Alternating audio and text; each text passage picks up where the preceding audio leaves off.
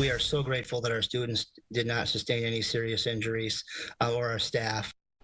A frightening crash involving a bus carrying a high school girls volleyball team. The details of that crash still under investigation tonight, but the driver of the car that collided with that bus was killed. It happened along I-90 in southern Minnesota, about 15 miles west of Albert Lea. Babs Santos has the latest. It was a late night for nearly 3 dozen Waseca student athletes after their team bus was involved in a deadly collision, sending a half dozen to the hospital, the last of them only reunited with their families early Sunday morning.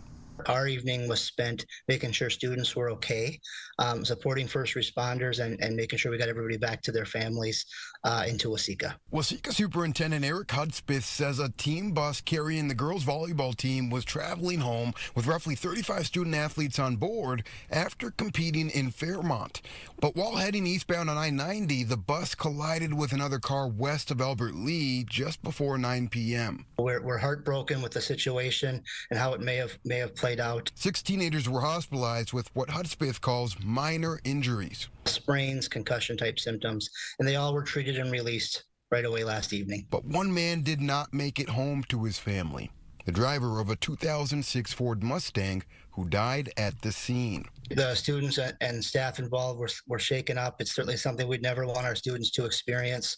So we'll be providing support through with our counseling services. We've got resources in the community. Here in Waseca, students will return to the classroom for their first day of school next week on September 5th. Babs Santos, Fox 9.